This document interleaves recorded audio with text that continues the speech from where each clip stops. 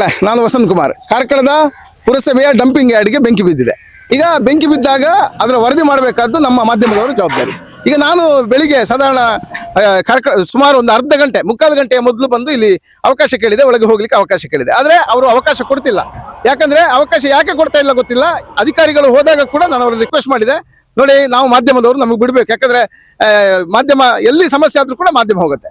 ಆದ್ರೆ ಕಾರ್ಕಳದ ನನ್ನ ಜರ್ನಲಿಸಂ ಇತಿಹಾಸದಲ್ಲಿ ಕಳೆದ 31 ವರ್ಷಗಳಿಂದ ನಾನು ಪತ್ರಿಕೆ ನಡೆಸ್ತಾ ಇದ್ದೇನೆ ಕಾರ್ಕಳದಲ್ಲಿ. ಆದ್ರೆ ನನ್ನ ಪತ್ರಿಕಾ ಅವಧಿಯಲ್ಲಿ ಇಂತಹ ಒಂದು ಕಟು ಹೇಯ ಕೃತ್ಯ ಇಷ್ಟವರೆಗೆ ಆಗಲಿಲ್ಲ. ಯಾಕಂದ್ರೆ ಮಾಧ್ಯಮಕ್ಕೆ ಇವತ್ತು ಪುರಸಭೆ ನಿಷೇಧ ಹೇಳ್ತದೆ ಅಂತ ಆದ್ರೆ ನೋಡಿ, ಕಂದಾಯ ಇಲಾಖೆಯವರು ಒಳಗೆ ಹೋಗ್ತಾ ಇದ್ದಾರೆ, ಇಲಾಖಾಧಿಕಾರಿಗಳು ಮಾತ್ರ ಒಳಗೆ ಹೋಗುವ ಏನ್ ಕತೆ ಗೊತ್ತಿಲ್ಲ. ಆದರೆ ಮಾಧ್ಯಮಕ್ಕೆ ಇಲ್ಲಿ ನಿಷೇಧ ಹೇರಲಾಗಿದೆ. ಯಾವ ಕಾರಣಕ್ಕೆ ಗೊತ್ತಿಲ್ಲ. ಒಳಗೆ ಬೆಂಕಿ ಬಿದ್ದಿದೆ, ಅದು ಯಾವ ರೀತಿಯ ಪರಿಸ್ಥಿತಿ, ಅಲ್ಲಿ ಹಾಕಿದ ವ್ಯವಸ್ಥೆಗಳು ಯಾವ ರೀತಿ, ಯಾಕೆ ಬೆಂಕಿ ಬಿದ್ದಿದೆ. ಕಾರ್ಕಳದಂತಹ ಪುಟ್ಟ ಹಳ್ಳಿಯಲ್ಲಿ ಮಾಧ್ಯಮಕ್ಕೆ ನಿಷೇಧ ಹೇರುವ ಇಂತಹ ಪ್ರವೃತ್ತಿಯನ್ನು ನಾವೆಲ್ಲರೂ ಕೂಡ ಖಂಡಿಸ್ತಿದ್ದೇವೆ. ಇಂತಹ ಘಟನೆ ಪ್ರಜಾಪ್ರಭುತ್ವದಲ್ಲಿ, ಯಾವಾಗ ನಾವು ಪ್ರಜಾಪ್ರಭುತ್ವ ಸಂವಿಧಾನದ ಅಡಿಯಲ್ಲಿ ನಾವು ಬದುಕ್ತಾ ಇದ್ದೇವೆ, ಸಂವಿಧಾನದ ಅಡಿಯಲ್ಲಿ ಮಾಧ್ಯಮಕ್ಕೆ ನಿಷೇಧ ಹೇಳ್ತಾರೆ ಅಂತಂದ್ರೆ ನಾವು ಇದಕ್ಕೆ ಕಟ್ಟುನಿಟ್ಟಿನ ಕ್ರಮ ಕೈಗೊಳ್ಳಬೇಕು. ಇಲಾಖಾಧಿಕಾರಿಗಳ ವಿರುದ್ಧ ನಾವು ಎಚ್ಚೆತ್ತುಕೊಳ್ಳಲೇಬೇಕು.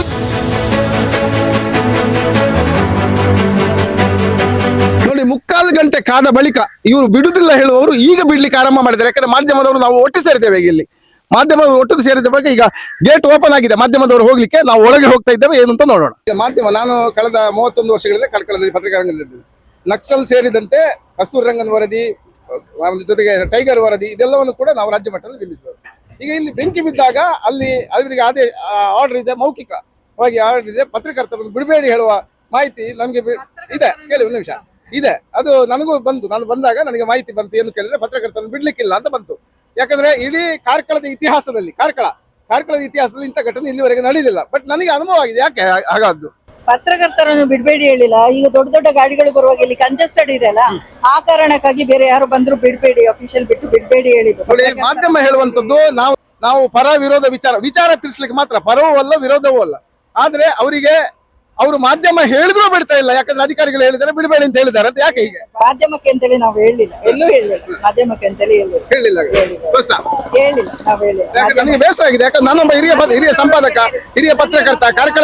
ಕಾರ್ಕಳದ ಗ್ರಾಮೀಣ ಪ್ರದೇಶಕ್ಕೆ, ಕಾರ್ಕಳದ ಎಲ್ಲ ಕಡೆ ಕೂಡ ಸಮಸ್ಯೆ ಆದಾಗ ಹೋಗುವ ನಾನೊಬ್ಬ ಸಂಪಾದಕ.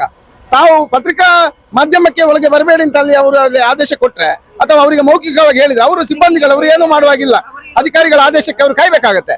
ಯಾಕಂದ್ರೆ ಮಾಧ್ಯಮ ಹೇಳುವಂತದ್ದು ಸಮಾಜ ಒಂದು ಪ್ರತಿಬಿಂಬ. ಹಾಗಾಗಿ ತಾವು ಇದು ಹೀಗೆ ಮಾಡಿದ್ರೆ ತಪ್ಪು. ನಾವು ಅದನ್ನು ಖಂಡಿಸ್ತೇವೆ. ನಾವು ಹೇಳಿಲ್ಲ. ಸರಿ.